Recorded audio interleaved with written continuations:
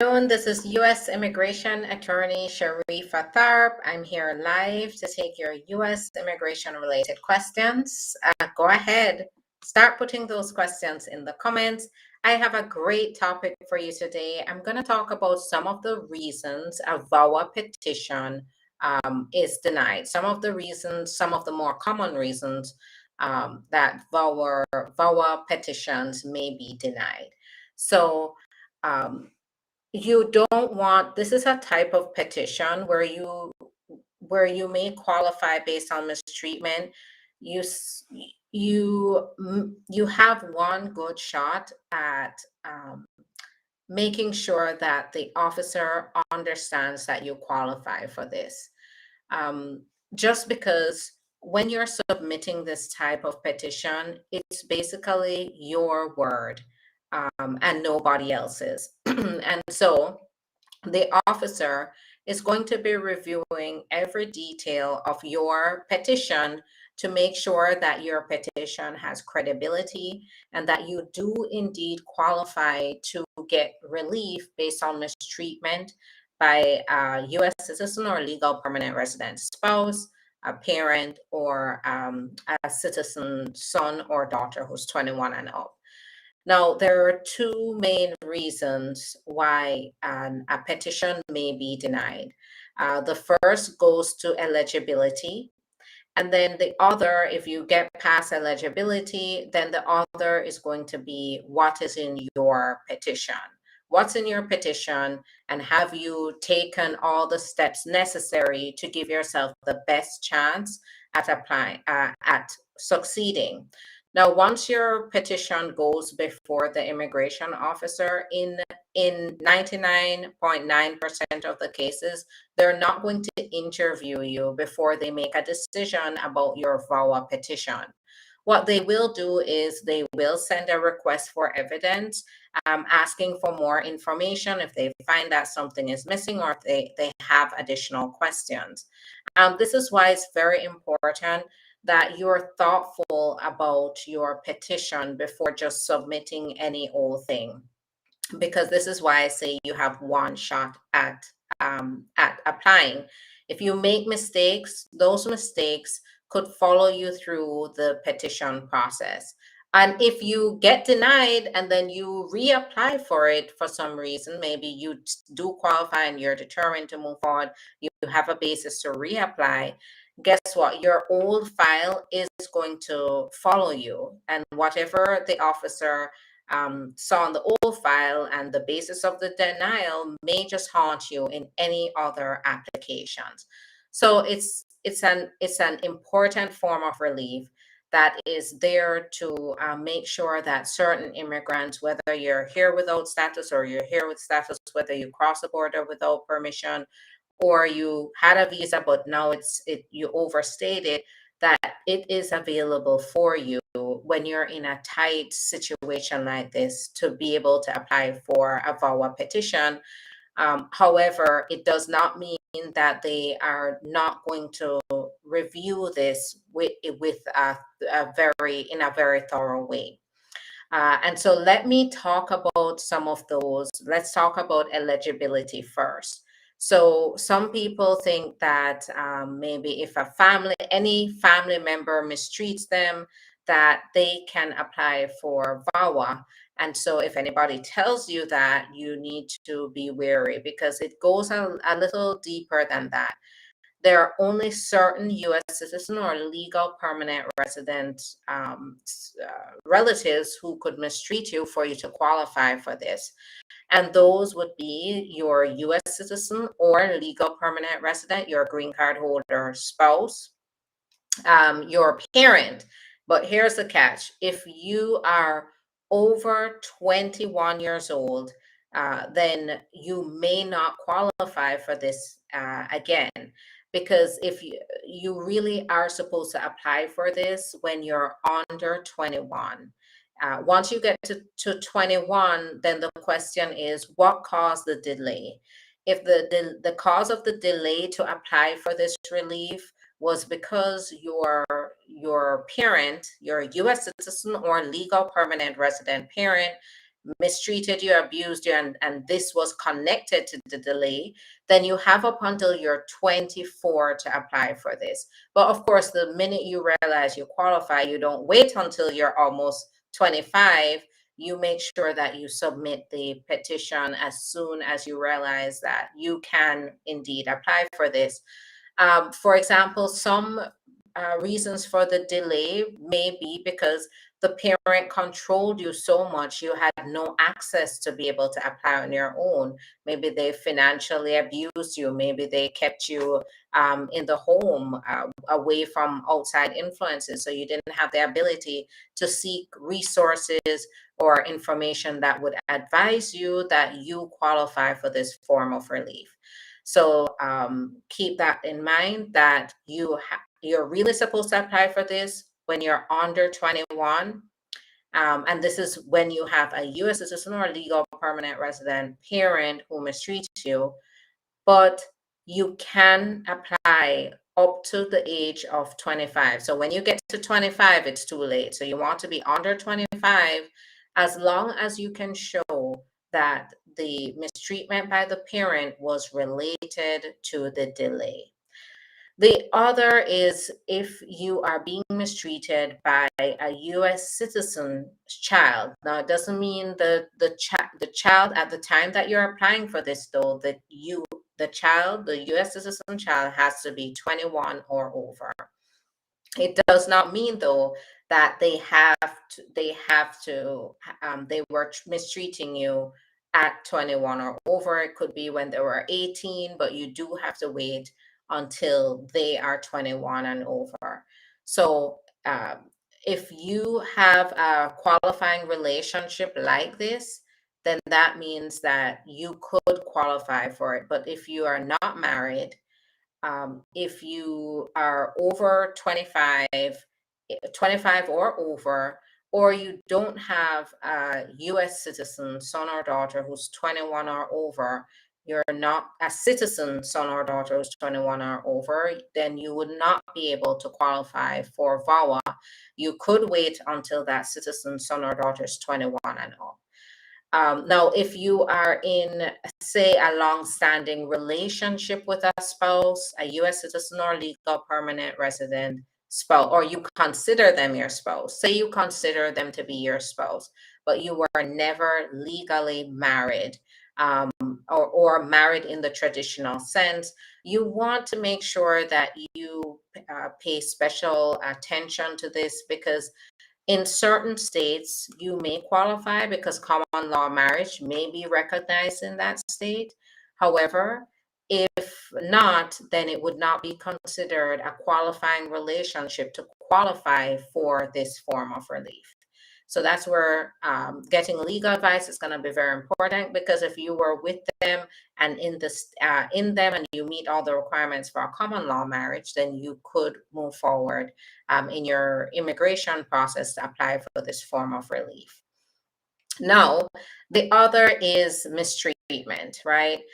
This one is a tricky one, because mistreatment and abuse and extreme cruelty, it comes in different forms. And what I would say the number one mistake of individuals is that they just say, I was mistreated. But they don't show in the petition the extent of the mistreatment and the effect on you, because sometimes it may go, if you do present your case or application to the officer, you don't present it properly, the officer may even question whether you went through mistreatment. So this is where, for example, if you had a U.S. citizen or legal permanent resident spouse and they did not hit you, but they were, say they were emotionally abusive in the sense that they constantly disrespected your culture. But then the way you presented it, because of course you're not versed in the law, you're not a psychologist, so when you present your case, you maybe just say, well, I had to leave my spouse because they disrespected my culture, without elaborating on maybe the emotional effect that it had on you.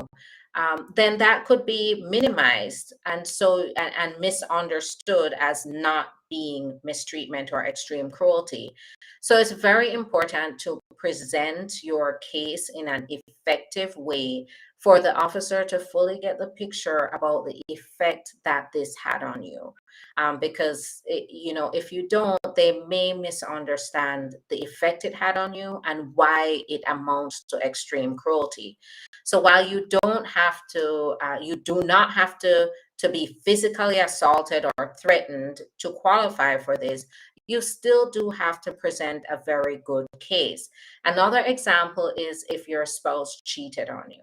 Okay, that's definitely something that when a spouse is when a spouse cheats, it's a violation of trust, right? But what makes their actions of cheating extreme cruelty that qualifies for VAWA? Was there a pattern of behavior that led to extreme cruelty and abuse? Did they disregard your feelings? Did they disregard you? What was the effect on you? Was it traumatic? Did they do things like bring the person that they were cheating with around you to then cause you that additional misery? These are also important details, but you have to know how to present it. And a part of this is by also getting professional help. Some of my clients, they are already, the effect on them was so traumatic that they've already had therapists involved to help them to get over the trauma in their relationship, whether it was a parent or a spouse. But then in some cases, some people don't know, or they don't have the time, or they don't understand that they can seek the help of a therapist, and they don't understand that a therapist can also help the officer to understand the extent of the effect and why it amounts to extreme cruelty. And so this is what I work on with my clients to ensure that we build a strong case to show why my clients qualify for this form of relief. So it's very important to this is not about filling out forms. It is a complex type of application with many different qualifications and requirements. And so it's not just about that one thing that they did, but and or a violation of trust, but it has to go to the effect on you, and why it amounts to extreme cruelty or abuse or mistreatment. Now, another is the failure to meet the other requirements of the VAWA petition. Mistreatment is going to be the main requirement, but there are other requirements, and that would be to show that there was, first of all, that there is a qualifying relationship that I talked about before. Then there is a requirement that you at some point in the relationship lived with your relative, that you lived with your relative or you lived with your spouse. And the length of time that you lived with them, it can go from 1 day to many years, but you do need to show that there was some sort of residence with the spouse. And when it comes down to the parent, that one is a little more flexible because, for example, the parent doesn't have full custody, but they were the one mistreating, then visiting the parent or during visitation times would be considered residing with the parent. So keep that one in mind, that it's not just about showing the mistreatment, but you also have to show other requirements such as residing with the relative. And then the other is good moral character. So, when you do have to focus on your good moral character as the applicant. You are required to show this. You can show it through different ways, but the main way is by doing a background check to show that your background has been clear for the most recent years. But another thing that you have to keep in mind is we're not perfect. And I do know that if you do have something in your background, if that will prevent you from showing good moral character, there is forgiveness for that through a waiver. So, and the other thing that people fail to do is they run and they apply for the VAWA petition, and usually, when they're not a professional, they submit the very minimal evidence, not the kind of evidence that the officer needs to fully understand your eligibility.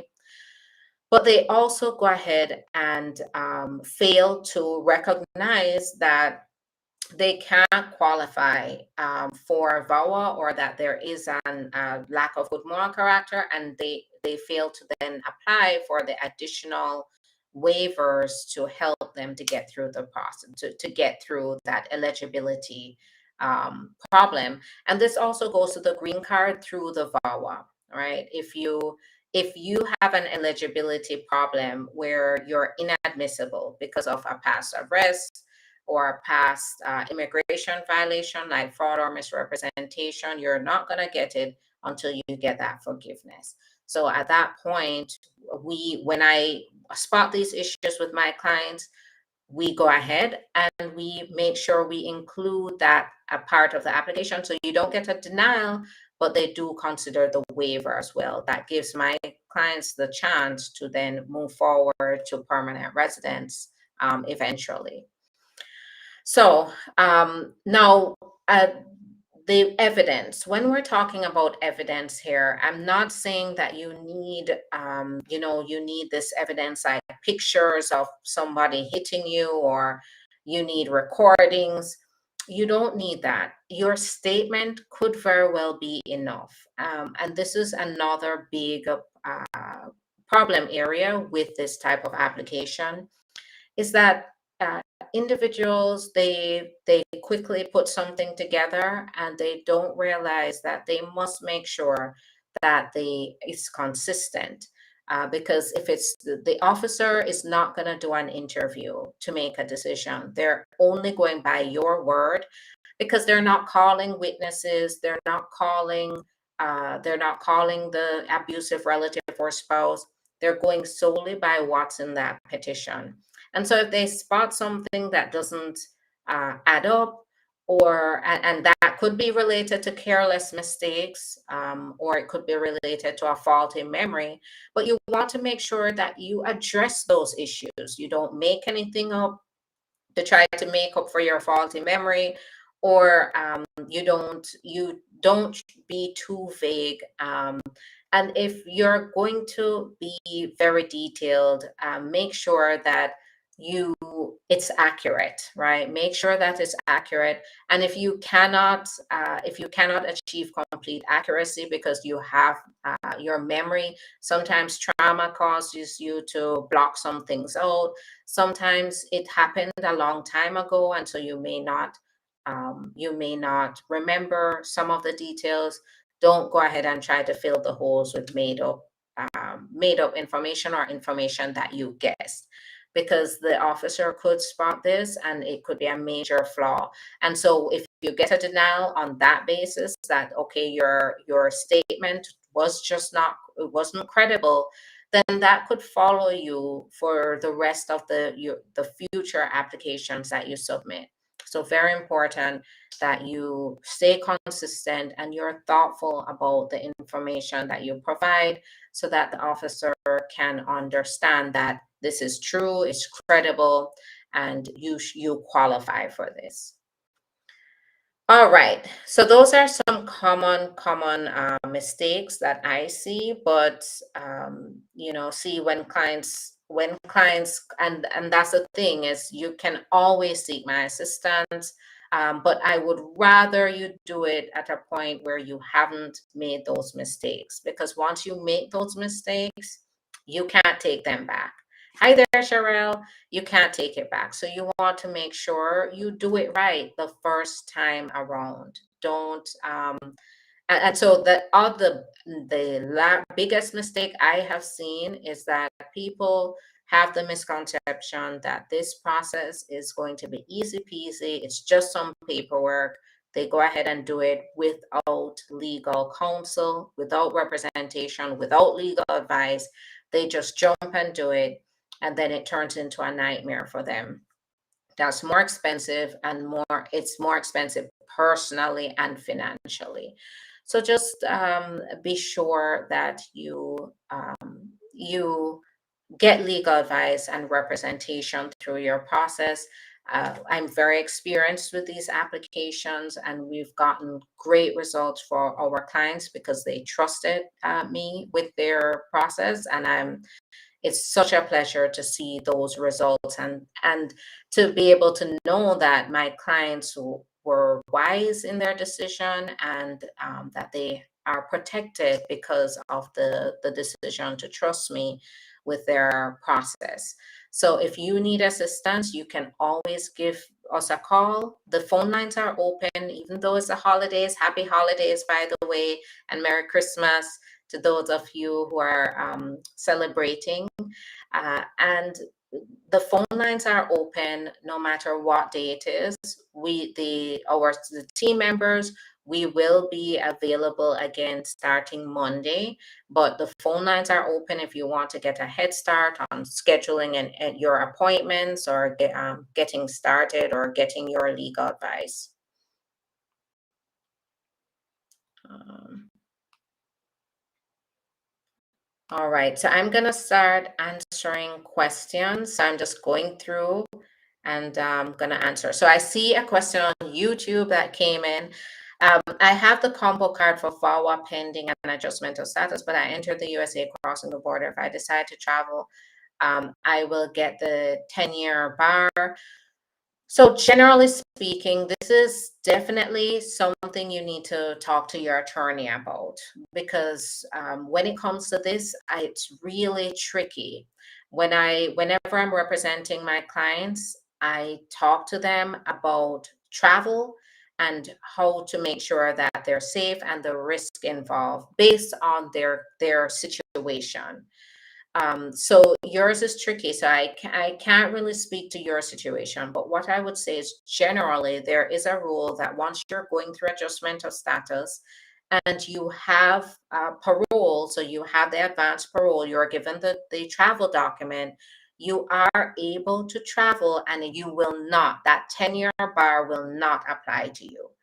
However, where the risk lies is when you're coming back into the country. For example, clients who have deportation orders, sometimes they may not even know it until we look it up.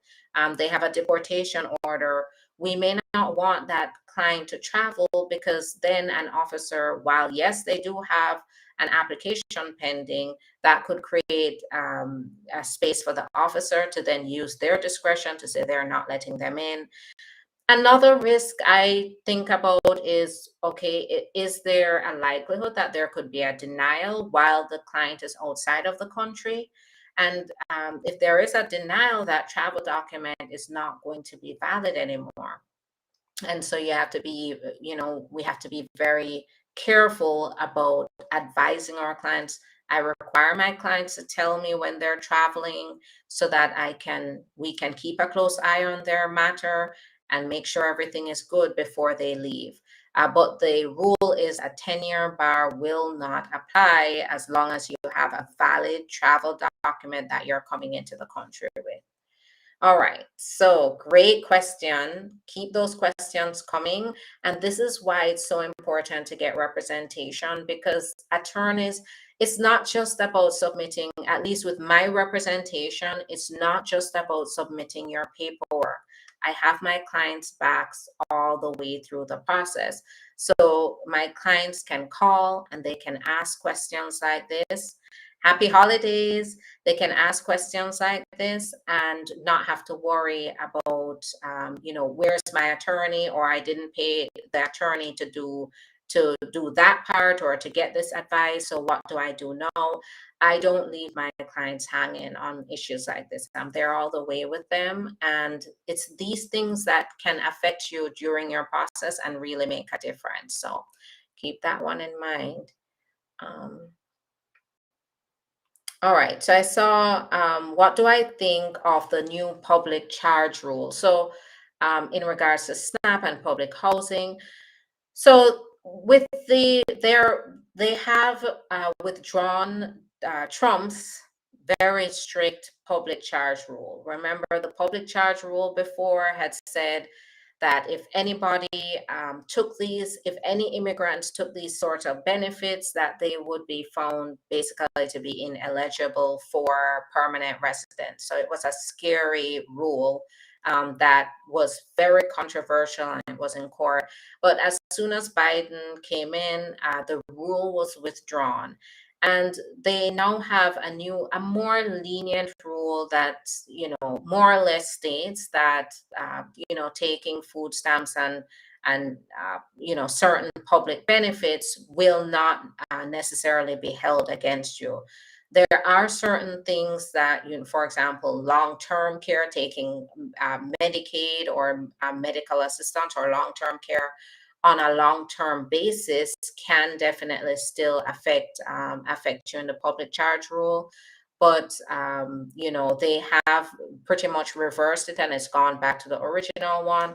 When it comes on to SNAP and public housing, though, it's really comes down to the state and whether you qualify. So you don't want to be doing things like faking, submitting fake documents or claiming to be eligible when you're not, because that would still go against you, could still go against you in immigration, and not to mention you could face other charges.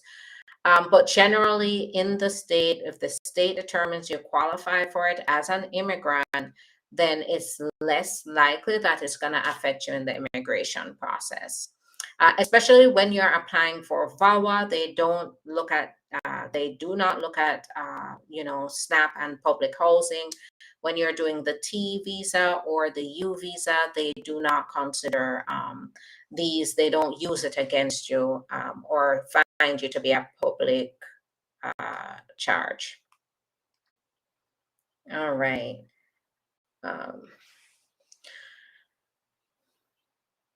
Okay, so I'm pregnant here. If I'm born, my baby. So I'm thinking, if the baby's born in India, what status will the baby have?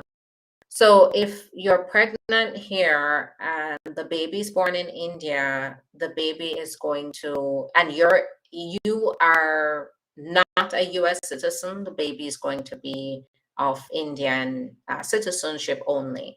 However, if there is some US citizen, if there's at least one US citizen parent involved, then there is a chance that that child would also be a US citizen no matter where they're born.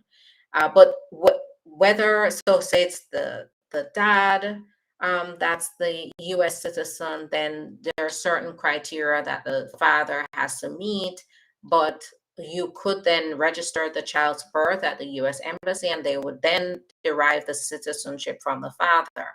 If you as a mother are a citizen, then the child, the same thing, the child would derive citizenship no matter where you're born. But if you got pregnant or are pregnant in the USA, and then you left and had your baby in another country, then there's no ties to citizenship unless a parent is a US citizen. You can always go ahead, schedule an appointment, because there's a little more that goes into evaluating how the child is going to get US citizenship, and how we're going to go ahead and register their birth if they're born abroad, or if they're if you're in the United States, automatically they're a US citizen, no matter the immigration status of the parents. They're born here in the US, they are US citizens. Anybody who's born on the US soil is a citizen. So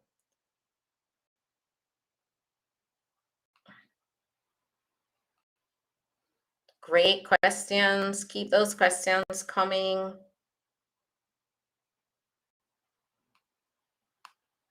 Hi there, Samuel. It's nice to see you.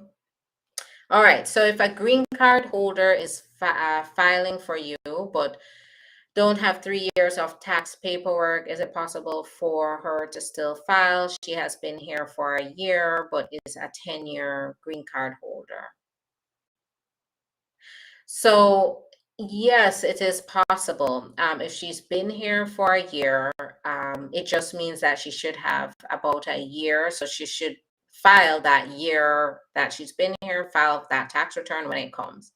So say she came in January and now it's December, and the next time to file is, I believe, after January, somewhere in late January. Then she can file her tax return then, and that would be totally fine. You just have to state, was not a resident in the United States, or let them know that she was not a resident in the United States at the time that she had and that's why she does not have the 2 previous years.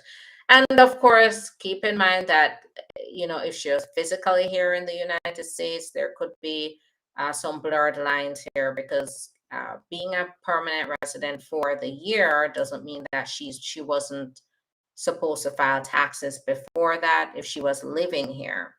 But if she was not living here, she was outside of the country, came in, became a permanent resident, then that's she just have to inform them as to why she doesn't have the 2 previous years. Hi there, Shante. Happy holidays and New Year's to you too. After VAWA fingerprint, what's next? So you are probably, it depends. So if they believe that you qualify, they just still have to do a more evaluation of your matter. They're going to issue what's called a prima facie determination letter that says that, it's just basically like a pre-approval letter, just saying they reviewed your application, they believe you qualify, they just need more time to review it in detail. In the meantime, depending on the state that you're living in, you could possibly qualify for public benefits if you need that to get on your feet. So what if you're filing for someone? So can you, and you're receiving public assistance housing, how many goals does it play against you? So they don't do that anymore. No point system will be against you, and that's not held against you. So thankfully, that was during the Trump administration with that whole point system. That's not in place now. And so they will not look at the citizen and say, what public benefits did you get? What they will be looking at, though, is your income. Your income has to be 125% of the poverty line, or if it's not, you have to get a co-sponsor to be able to make up for the income, to show that you have someone else who will step in and help to support the immigrant if necessary.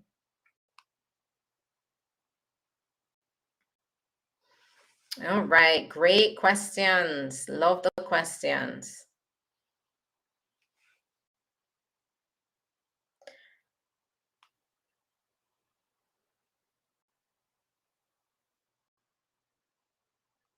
All right, so that's going to be it for me today. Thanks so much for your time and your great questions. I will be back on Monday. So, Merry Christmas, Happy Holidays. Look out for videos, because I usually release videos and pictures with just different information that may be of interest to you. And remember, my phone lines are open all days, even through the holiday, to make sure that if you do need to get a head start on scheduling an appointment, you have the ability to do that. You can also do it online at any time. You can go to the link in the profile and click on it and then schedule your appointments, and you'll be set. So when we get back on Monday, we can talk and get started on your process as soon as possible and hit the ground running for the new year. All right. So have a great one. Have a good Christmas, everyone. Take care. Bye bye.